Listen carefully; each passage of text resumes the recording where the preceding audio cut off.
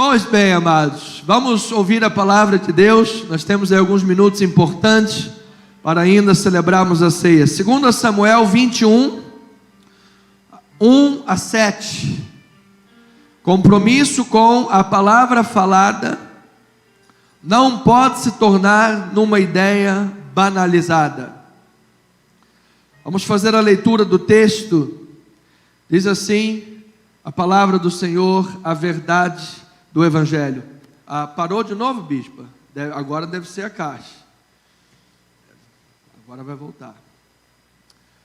2 Samuel 21, 1 a 7. Vamos fazer a leitura.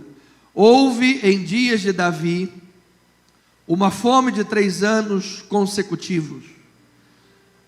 Davi consultou ao Senhor, e o Senhor lhe... Olha o que o Senhor diz. O Senhor: há culpa de sangue sobre Saul e sobre a sua casa, porque ele matou os gibeonitas. Ou seja, por causa da culpa de sangue de Saul, estava havendo consequências, estava havendo fome. Então chamou o rei os gibeonitas e lhes falou. Os gibeonitas não eram dos filhos de Israel, mas do resto dos amorreus, e os filhos de Israel lhes tinham jurado, poupá-los. Porém Saul procurou destruí-los no seu zelo pelos filhos de Israel de Judá. Perguntou Davi aos gibeonitas: que quereis que eu vos faça? E que resgate vos darei para que abençoeis a herança do Senhor? Então os gibeonitas lhe disseram: não é por prata nem por ouro que temos questão com Saul e com sua casa, nem tampouco pretendemos matar pessoa alguma em Israel. Disse Davi: que é, pois, que quereis que vos faça? Responderam ao rei: quanto ao homem que nos destruiu, procurou que fôssemos assolados, sem que pudéssemos subsistir em limite algum de Israel, de seus filhos, se nos deem 7 homens, para que os enforquemos ao Senhor em Gibeá de Saul, o eleito do Senhor. Disse o rei: eu os darei. Porém o rei poupou Mefibosete, filho de Jonatas, filho de Saul, por causa do juramento ao Senhor que entre eles houvera entre Davi e Jonatas, filho de Saul. Você veja, a quebra de juramento de Saul foi um pecado de sangue e trouxe fome. E por causa do juramento que Davi fez a Saul, ele poupou Mefibosete. Você veja o que está no centro do texto, é honrar aquilo que foi falado. Vamos orar a Deus, que o Espírito fale aos nossos corações com ensino prático, sem abandonar a teologia do Novo Testamento. Vamos ouvir o que Deus quer falar. Pai amado, eterno e bendito, queremos ouvir a Tua voz com a sabedoria e os cuidados teológicos. Assim, Senhor amado, a Tua palavra é fonte de vida, é fonte de esperança. A Tua palavra também é fonte de princípios espirituais, ad eternos, princípios que hão de reger a humanidade até que o Senhor volte, Pai. Céus e terra passam, mas a Tua palavra não há de passar. Portanto, ilumina os olhos dos nossos corações, para que possamos prescrutar as profundezas do Teu Espírito e viver para o Seu inteiro agrado, uma vida cristã sábia, íntegra, piedosa, justa, sensata, sóbria e abençoada e abençoadora nesta terra. É o que nós pedimos em Cristo Jesus, em nome daquele que vive e reina para sempre. E o povo amado de Deus diga amém, amém, amém. Muito obrigado, amada bispa, em nome de Jesus. Família amada, povo de Deus, santos e preciosos do Senhor, mais do que vencedores em Cristo Jesus. Finalmente estamos adentrando o epílogo Samuel, que originalmente era apenas um livro, mas para melhor didática, apresentação e entendimento dos leitores, foi dividido em 1ª e 2ª Samuel. Quando chegamos no capítulo 21 ao 24 de 2ª Samuel, o escritor faz, no seu término, nas suas conclusões, uma revisão daquilo que foi vivido durante o reinado de Davi, ou seja, está fora do tempo cronológico, algumas questões. Então, a título de introdução ao epílogo, eu separei o capítulo 21, 1 a 14, para que possamos começar a degustar esses últimos capítulos que hão de terminar de forma simplesmente tremenda nos aspectos práticos para a vida cristã e o aspecto teológico que rege a vida do povo de Deus em Cristo Jesus. Então, note que no pano de fundo do texto que estamos adentrando, o principal tema teológico desse episódio é a confiabilidade da palavra de Deus. Diga aí um amém, amado. A palavra de Deus é sempre confiável. Você pode confiar e estruturar a sua vida sobre a palavra, porque os desígnios da palavra sempre se cumprirão na vida do povo de Deus. Então é a confiabilidade da palavra do Senhor que está aqui sendo apresentada de forma profunda. Nós vemos que, por um lado, as consequências dos pecados de Davi estão persistindo conforme a palavra de Natã. A espada não sairá da sua casa. Davi, naquela apresentação da palavra de Natã, se autoimpôs o pagamento da dívida em 4 prestações. 4 vezes terá que restituir o cordeiro do homem pobre. E ele disse: Natã, tu és o homem que vai restituir. Então Davi pagou em 4 prestações. O pecado de Davi caiu sobre a sua descendência. Note: primeiro, o seu filho recém-nascido morreu. Segundo, ele procrastinou, não entendeu o plano de Deus. Amnon estuprou Tamar. Ao invés de aplicar a justiça sobre Amnon, ali foi a 2ª prestação, porque Amnon foi morto por Absalão.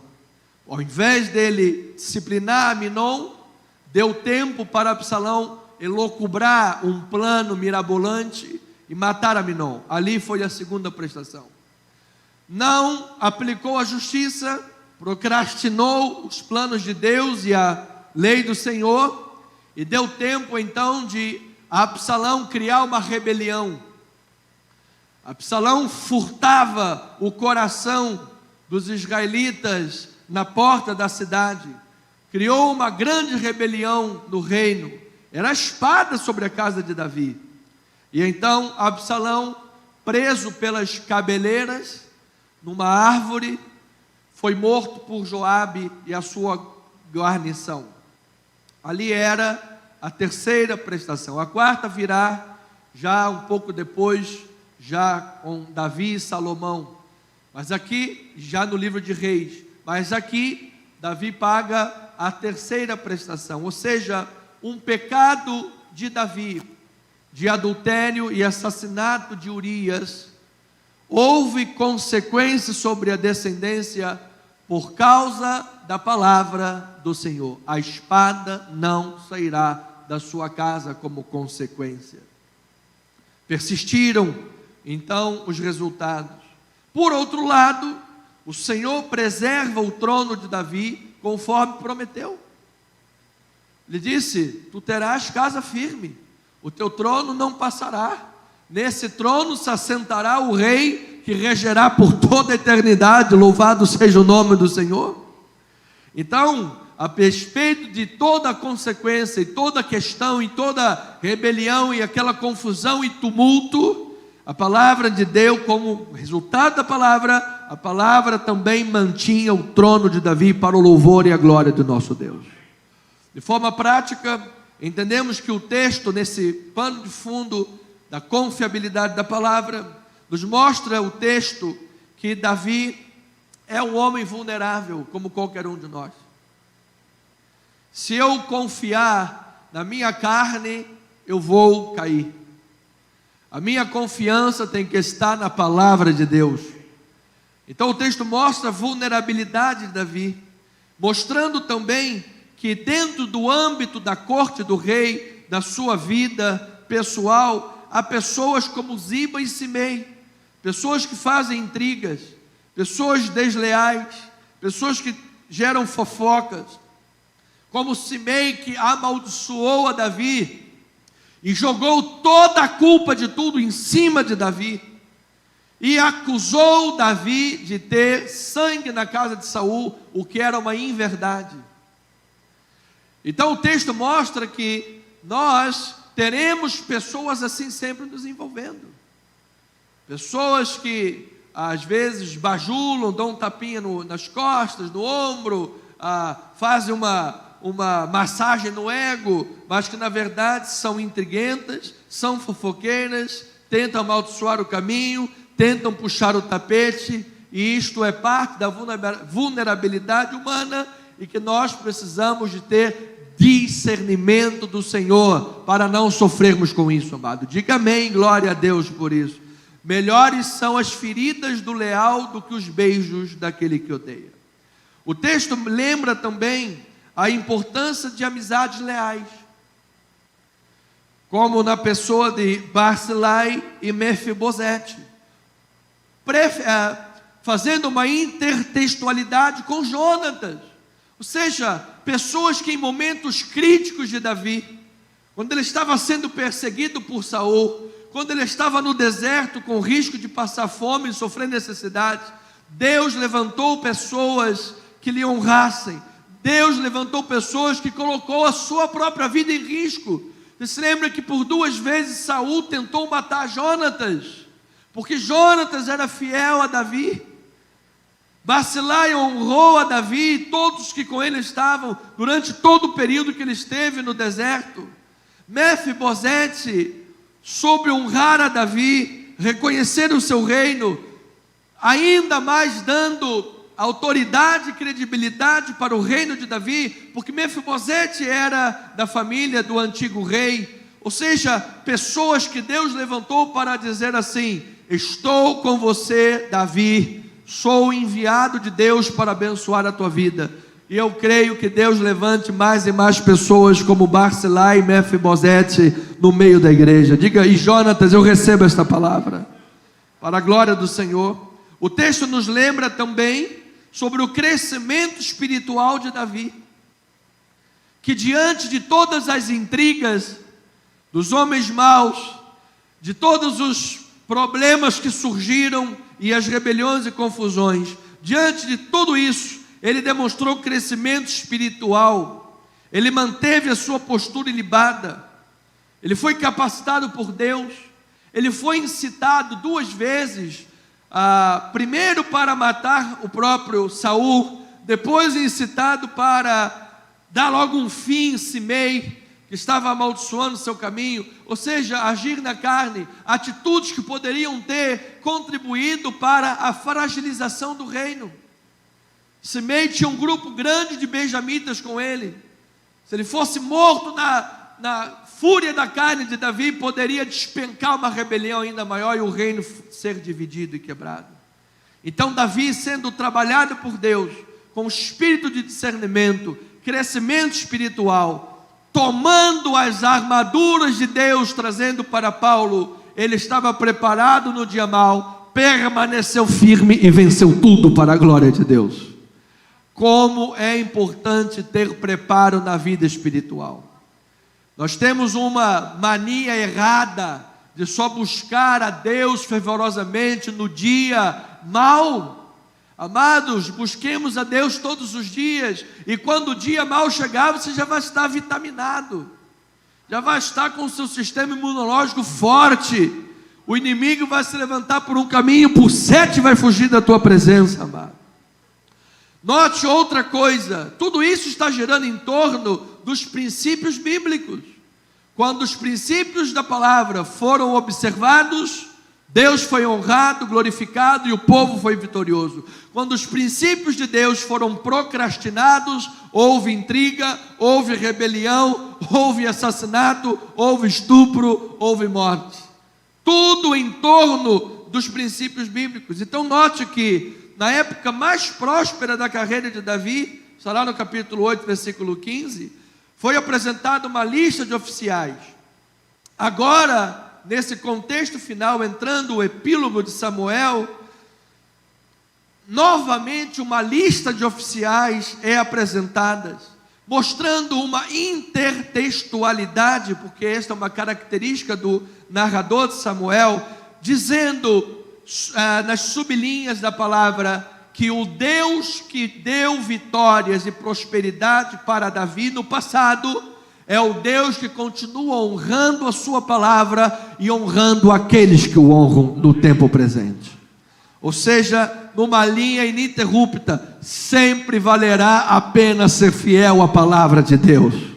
Sempre, a palavra do Senhor é sempre confiável. Diga glória a Deus por isso. Diga glória a Deus por isso. Então em 1 Samuel, veja isso, volta lá um pouquinho, 1 Samuel capítulo 25, versículos 27 e 28, diz assim: a boa palavra do Senhor, fiel e confiável. Abigail está diante do rei, Davi estava lá nervoso porque Nabal lhe desdenhou, e no meio do caminho da fúria de Davi, vem Abigail e diz: este é o presente que trouxe a tua serva, meu senhor, seja ele dado aos moços que seguem a meu senhor.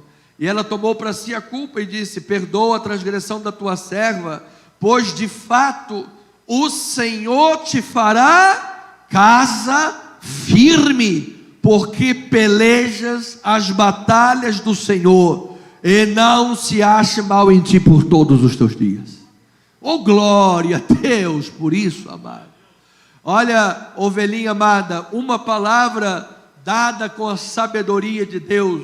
Davi posteriormente reconheceu que Abigail foi enviada por Deus para se colocar no caminho da sua fúria, a fúria masculina, a fúria do furor masculino.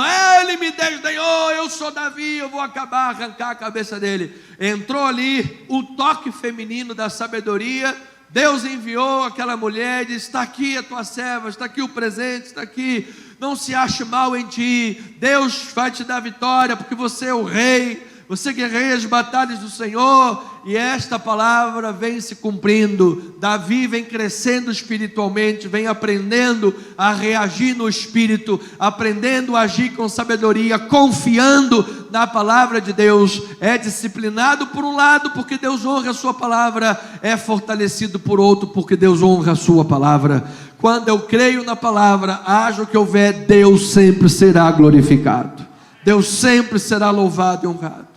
Então agora, os capítulos finais de 2 Samuel, que constituem esse momento de revisão, a retrospectiva do ano. Nós temos sempre no final do ano uma retrospectiva, é a retrospectiva samuelina, assim podemos dizer, correspondendo ao transcurso da carreira de Davi, narrada em todo o livro. Então Davi, a vida de Davi, como rei, foi muito atribulada. Muito atribulada. A vida de Davi foi marcada por muitos conflitos, muitas lutas de toda a natureza. Nós vemos no transcurso deste reinado, desta vida deste homem, assassinatos, vingança, traições, deslealdade, rebeliões, intrigas, fofocas, estupro incestuoso, adultérios, divisões, Nós vemos literalmente uma confusão generalizada, uma guerra civil muito grande. A espada estava na casa de Davi. E aquele que ouve esta manhã, para aqueles que ouvem esta manhã, isso pode parecer um tanto assustador e um tanto desanimador para a pessoa que está buscando conforto na Bíblia Sagrada. Poxa, bispo, Davi não era rei segundo a vontade de Deus? Davi não era rei escolhido pelo Senhor? Por que tantas intrigas, divisões, tantos problemas? Eu sempre pensei que quando a coisa é de Deus, o barquinho vai, o barquinho vem, tranquilo, na ondinha, não tem problema nenhum. Pega um peixinho, pega um cação, pega uma sardinha, um pãozinho de atum, uma coisa boa. Eu achei que era assim, mas não era. Às vezes tem um pãozinho de sardinha. Aleluia. Às vezes tem. Mas nós precisamos desromantizar essa visão equivocada. Nos anos 80, pare de sofrer. Aí a pessoa vinha para a igreja e os sofrimentos continuavam. Amado, a questão que eu creio que o sofrimento cessa é porque a nossa alegria é ultra circunstancial. A nossa alegria não depende das coisas do mundo. Pode acontecer o que acontecer, a alegria do Senhor é a nossa força. Mas na vida prática, na vida diária, problemas continuam surgindo. Ventos continuam soprando. Uma breve leitura do Novo Testamento que você vai ver que todos os apóstolos sofreram. Ah, mas ali era o cumprimento da lei. Tá bom, então leia Paulo. O que aconteceu com Paulo? Abandonado por todos, preso numa masmorra com 2 metros de profundidade em Roma, sentindo frio, pedindo a seu filho na fé um manto para lhe aquecer, degolado, à vista da teologia da prosperidade pseudo e equivocada, porque a Bíblia fala sobre prosperidade, mas não como alguns pregam por aí. Paulo era um fracassado, foi abandonado por todos, morreu degolado, mas a luz de Deus foi o maior bandeirante do Novo Testamento, o maior homem bem sucedido do Ocidente, amado. Para a glória de Deus. Queria eu ter alguns porcentos do sucesso do ministério do apóstolo Paulo, sabendo eu da cobrança que terei se eu quiser isso. Não é verdade? Porque quanto mais lhe é dado, mais o Senhor lhe exige. A cobrança vem de Deus, amado. A cobrança já é imediata. À medida que a igreja tomou proporções, rádio, televisão, a coisa já é imediata, o peso é muito maior. Não é brincadeira. Então, em vez de ser desanimador, isto é profundamente animador, amado.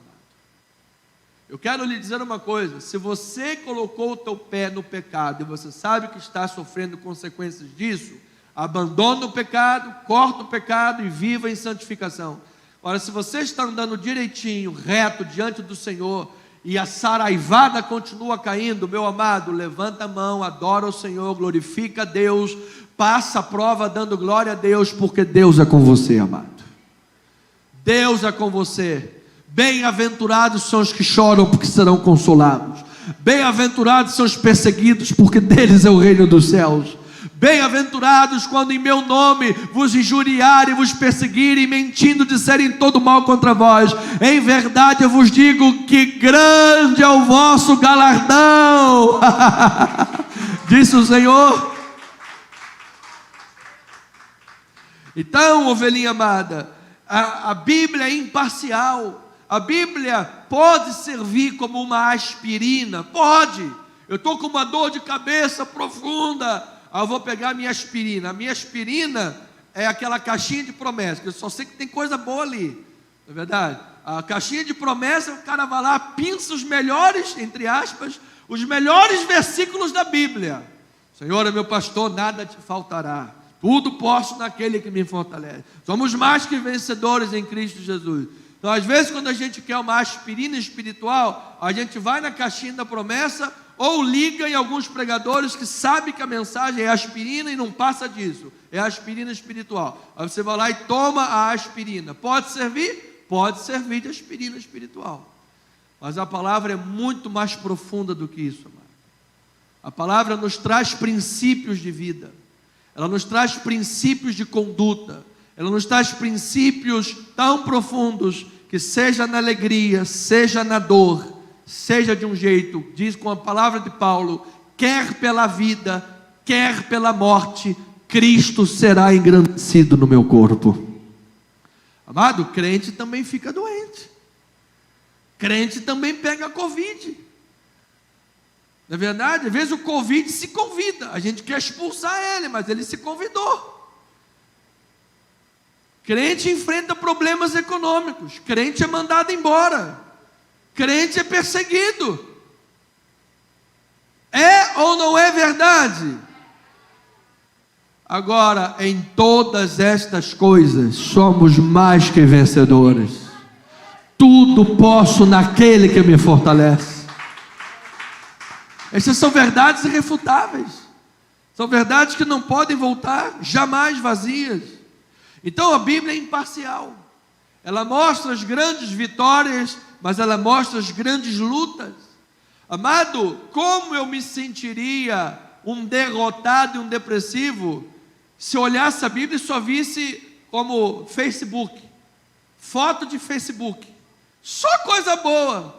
A pessoa às vezes está lá, você sabe, tirando, bota a melhor roupa, tira aquela foto bonita, ainda não tem nem feijão com arroz dentro de casa, mas está lá porque aí tem lá uma pizza, bota lá, só foto boa, só coisa boa. Ninguém mostra o dia que foi mandado embora. Estou aqui, fui mandado embora, meu chefe me mandou embora. Você sabe, não consegui terminar aquele trabalho. Não tive condições para fazer. Ninguém mostra. É só, você sabe, se a Bíblia fosse isso, amado, eu ia olhar para a minha vida e falar, gente, eu sou um miserável.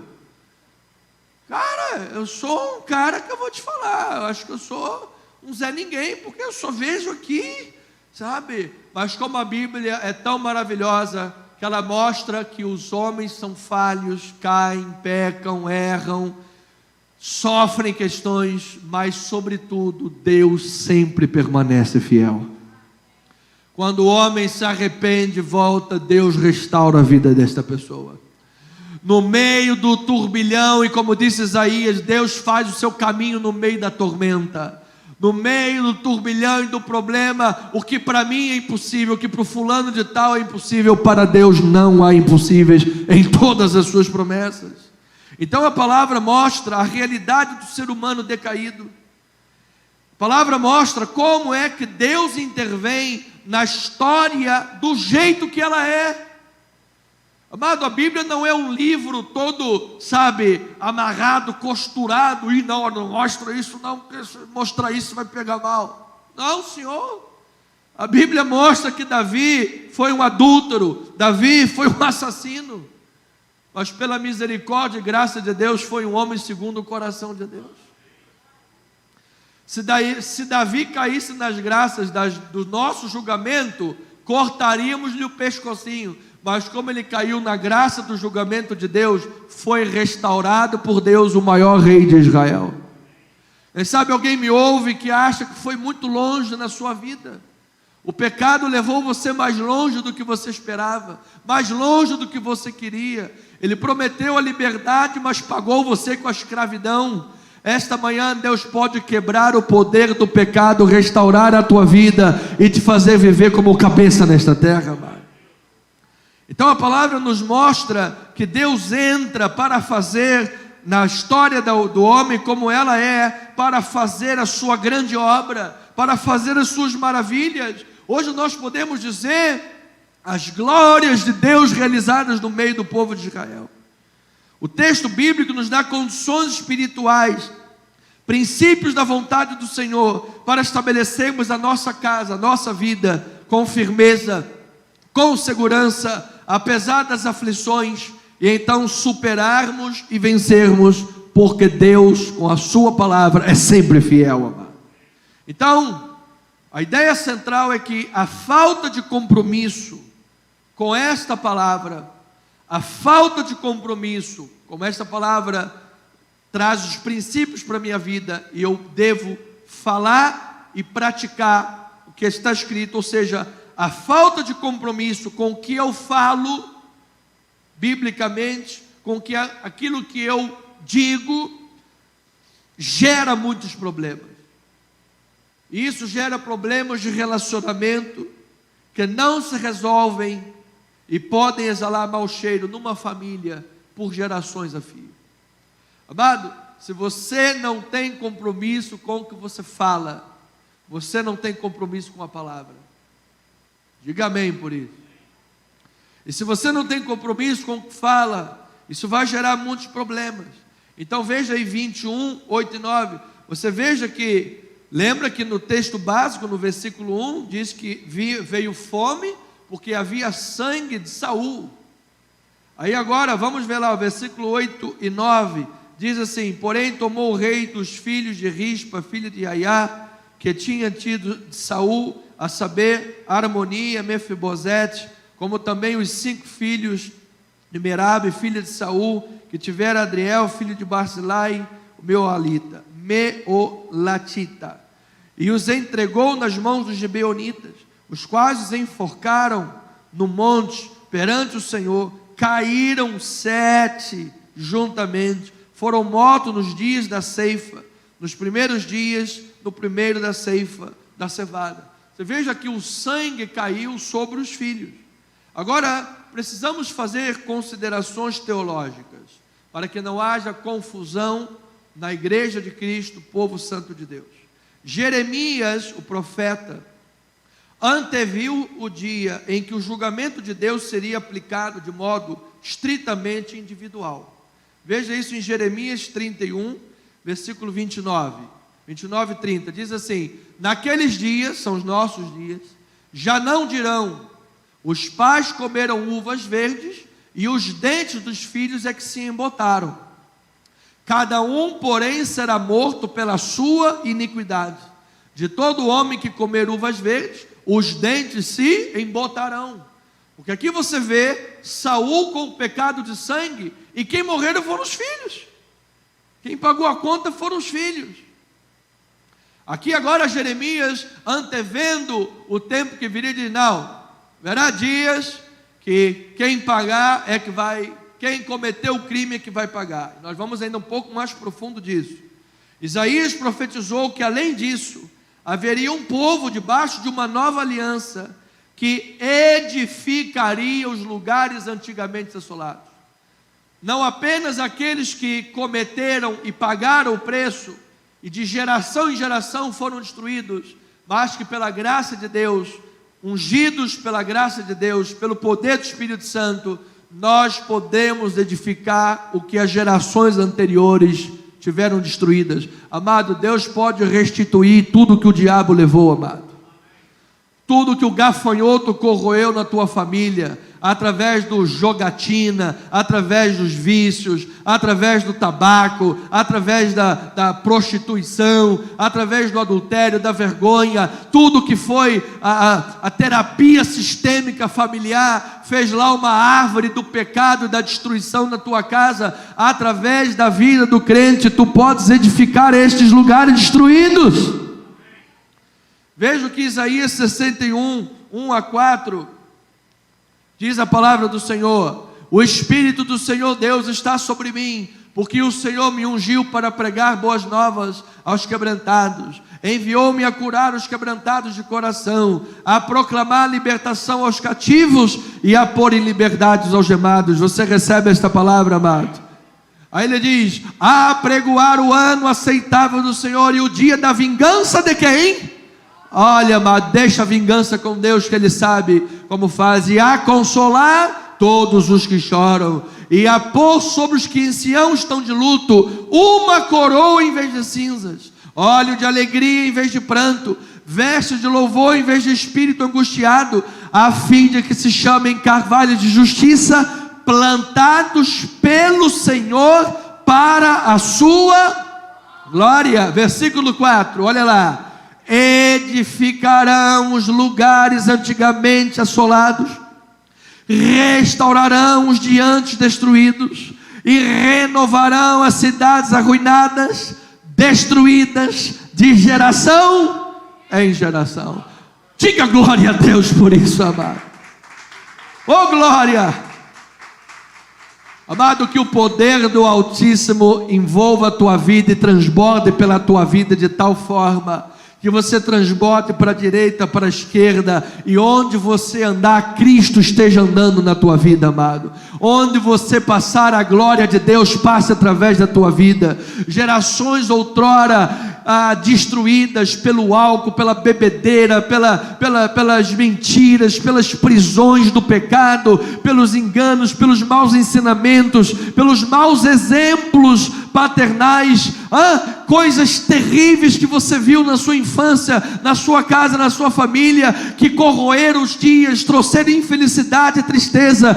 Que não se perpetue na tua vida nenhuma maldição, porque em Cristo você foi resgatado, em Cristo você foi abençoado, em Cristo esta maldição foi quebrada, e você, pelo Espírito de Deus, tem poder para edificar, em nome de Jesus. Em nome de Jesus. Agora note algo importante, que aqueles que me ouvem não façam recorte da mensagem para dizer que o bispo não sabe pregar. Porque mesmo no Antigo Testamento, os filhos não eram mortos pelos pecados do pai. Se você abra comigo, não está no telão, mas abra comigo, por favor, em Deuteronômio, capítulo 24, versículo 16. Esta é o caput da lei. É o caput, é a cabeça. Olha lá, Deuteronômio 24, verso 16. Os pais não serão mortos em lugar dos filhos, nem os filhos em lugar dos pais. Cada qual será morto pelo seu pecado. Então, essa aparente contradição está em que, meu bispo amado? Em primeiro lugar, havia pecado de sangue. Havia uma lei de talião, olho por olho, dente por dente. Havia pecado de sangue. As mãos de Saul estavam sujas de sangue. Por isso os gibeonitas falaram: olha, não foi ouro nem prata, foi sangue. Segundo lugar, havia uma rebelião ostensiva contra Deus. Saul vivia no impulso da carne. Saul, quando Deus cerrou os céus para ele, o que ele fez? Foi a feiceira de Endor. Havia uma rebelião ostensiva contra Deus. E além disso, o próprio juramento de paz com os gibeonitas, o compromisso da palavra de juramento foi quebrado. Seja a vossa palavra sim, sim e não, não. De maneira que quando nós lemos o versículo 1 nos diz que havia fome por 3 anos, porque havia pecado de sangue. E quem é que disse isso? Deus. Não pode haver contradição em Deus. Deus está, e foi Deus quem permitiu que Davi deu depois os filhos para serem enforcados, e nós vamos ver o versículo próximo. Então, numa calamidade tão grande, num distanciamento tão grande, numa rebelião tão grande contra Deus, no pecado de sangue, rebelião contra Deus, e o quebrar-se do juramento da palavra, Deus permitiu que os filhos pagassem os erros por causa dos pecados dos pais. Então, como princípio, já entendemos o princípio teológico, mas nesses minutos eu quero dizer, como princípio prático, resolva todas as questões pendentes com a sabedoria dos princípios de Deus. Não procrastine ser obediente à palavra. E muitas das vezes, amados, pessoas inocentes da família sofrem por causa da falta de sabedoria dos pais. A falta de exemplo dentro de casa. Às vezes uma criança se torna um adulto complexado, um adulto cheio de faltas e problemas, porque não há amor dentro de casa, não há respeito, não há incentivo, não há boas palavras. E aí a pessoa cresce com estigmas e geração em geração. E aí vem as terapias mostrando, olha lá, o seu pai era adúltero, agora o filho caiu no adultério também. Olha, o seu pai era um alcoólatra, agora o filho está seguindo o mesmo caminho. E às vezes, de geração em geração, Satanás mantém pessoas aprisionadas. Amado, sobretudo, confie na palavra de Deus. Deus vai honrar o pacto na tua vida, amado. Diga glória a Deus por isso. Veja lá em 2 Samuel 21, 13 e 14. Veja como é que Deus aprovou o julgamento. Aqui, 13 e 14. Dali transportou os ossos de Saul e os ossos de Jonatas, seu filho, e ajuntaram também os ossos dos enforcados, que foram pagar a dívida dos pais. Versículo 14: enterraram os ossos de Saul e de Jonatas, seu filho, na terra de Benjamim, em Zela, na sepultura de Quis, seu pai. Fizeram tudo o que o rei ordenara. Depois disto, Deus se tornou favorável para com a terra. Depois que o pagamento da dívida do juramento foi honrado, Deus falou, agora o favor está sobre a terra. Amados, se esta manhã, pessoas que me ouvem, forem fiéis à palavra de Deus, eu declaro que o favor de Deus estará sobre a tua vida, amado. O favor de Deus estará na tua casa, sobre a vida dos teus filhos. Diga, eu recebo esta palavra. Então, Deus é justo, a sua palavra é confiável. Por isso, Ele responsabiliza pessoas pelos pecados. Amado, pecados têm consequências. Isso não quer dizer, a ideia do texto não é o seguinte: o teu carro choveu, o carro foi numa enxurrada, aí a pessoa diz, é porque eu não fui santo o suficiente. Não é isso que o texto está dizendo. A pessoa caiu ali, bateu a cabeça, ralou o peito, é porque eu não fui santo o suficiente. Não é isso que o texto está dizendo. Muitas das vezes a pessoa, como meu próprio irmão, quando eu era pequeno, meu irmão estava lá brincando, e de repente, o que aconteceu? Ele caiu, ele ficou assim. Amado, veio uma bala, um tiro perdido, bateu em cima na cabeça, no poste. Estava lá na casa do Edson, tio bispo Edson, e da tia Terezinha. Não fosse aquele derraparzinho, teria ido exatamente na testa. Às vezes você dá um tropeção aqui, e Deus está te livrando, amado, para a glória do Senhor. Não é para você viver neurótico, aconteceu uma coisa porque eu estou em pecado. Se você está em pecado, você sabe muito bem. Quem bota o pezinho no pecado sabe muito bem, sim ou não? Claro. Ora, se você está buscando a Deus, meu amado, está saraivada, Deus é fiel, a honra vai chegar, a vitória é tua, você vai crescer espiritualmente, Deus seja louvado.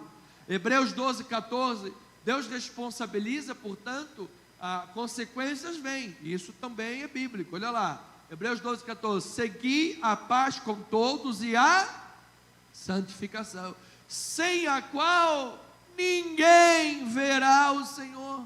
Então o cara briga com todo mundo, peca contra todo mundo, e depois quer a bênção do Senhor, porque é da graça.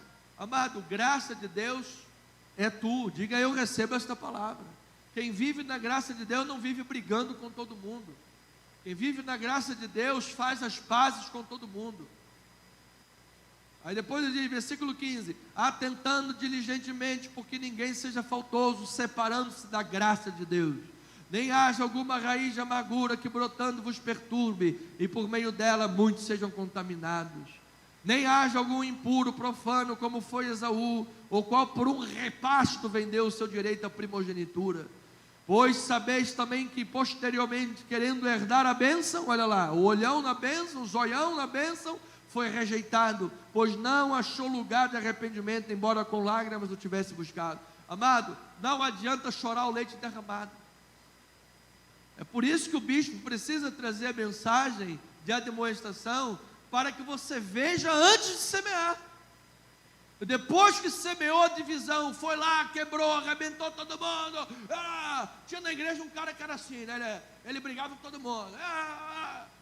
Aí depois viu os resultados. Depois viu o resultado. Aí o bispo ia lá, acolhia, 3 horas no gabinete. Não, irmão, assim, amém e tal. Aí a pessoa ficava um mês na igreja tranquila. Depois de um mês, eu vou pegar. Amado, eu vou lhe dizer uma coisa: viva no Espírito e Deus vai honrar a tua vida, amado.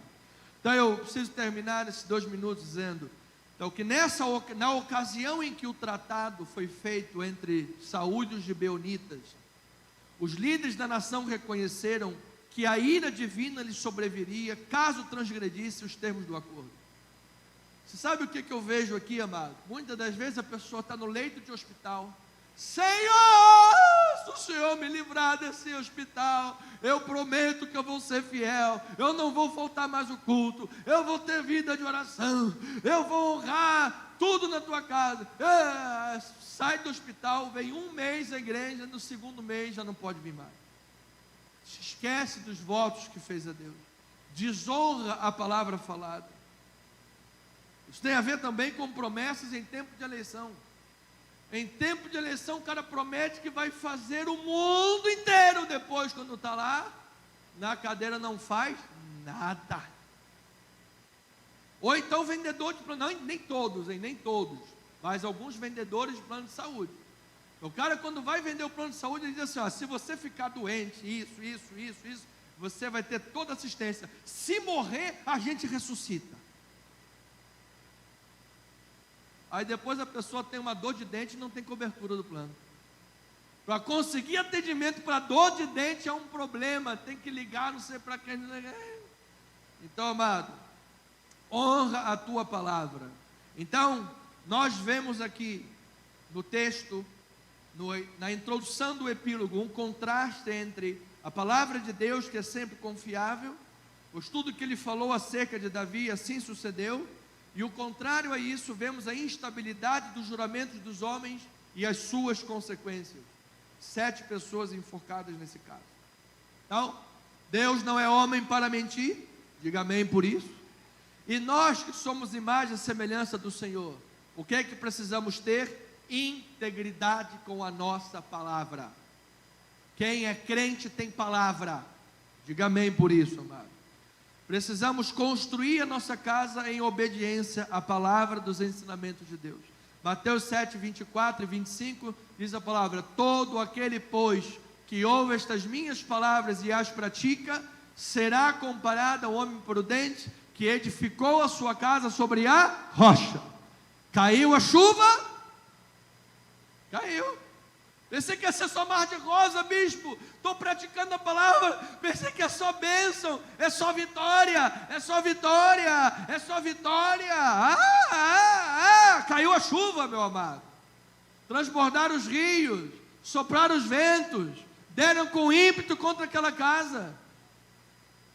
Mas, contudo, porém, entretanto, ela não caiu, porque fora edificada sobre a rocha. Você ouviu a palavra e praticou. Então, vemos também aqui o contraste entre Davi e Saul, porque Davi sempre, apesar de seus pecados e resvalar do pé, o que também nos consola, amados. Graças a Deus que Deus perdoou um Davi, graças a Deus que Deus perdoou um Saulo de Tarso. Se Deus perdoou um Davi e um Saulo de Tarso, Ele também pode perdoar você e a mim, amados. Então mostra um Davi que, apesar dos resvalares do pé, ele buscava a fidelidade. Mostra um Saul que vivia independente de Deus. E por fim, o rei legítimo escolhido pelo Senhor era Davi, buscava servir a Deus e não Saul. Amado, Deus tem um plano com a tua vida. Diga: eu recebo esta palavra.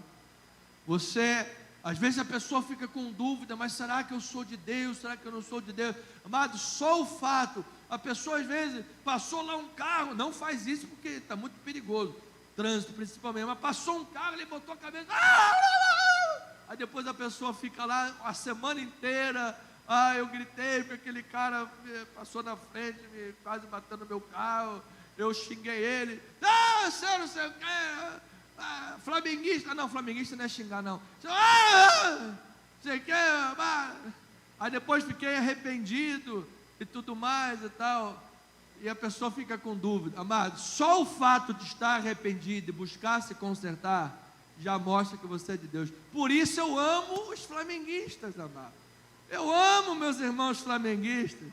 Eu amo os irmãos botafoguenses, os irmãos tricolores. Na verdade, somos todos a família de Deus nessa terra. E eu termino dizendo que, por fim, para a glória do Senhor, como a palavra de Deus é confiável, diga glória a Deus. As rebeliões contra Davi não prosperaram. O caso dos gibeonitas foi resolvido com a aplicação da justiça retributiva. E apesar das ameaças internas e externas, apesar dos tumultos e conflitos, Deus manteve a sua bênção, a sua mão, a sua misericórdia, sustentou o reinado de Davi conforme a sua promessa. Por isso, amado, muito além do cheiro de morte que prevalece, que vem por causa de problemas anteriores, eu declaro que vai prevalecer o poder do Deus da vida e da sua palavra, porque a palavra de Deus é viva, ela é eficaz, ela é bom perfume, ela é boa fragrância. Creia, confie e pratique a palavra, e certamente Deus honrará tudo que está escrito em nome de Jesus. Assim seja, assim diz o Senhor. Vamos louvar a Deus.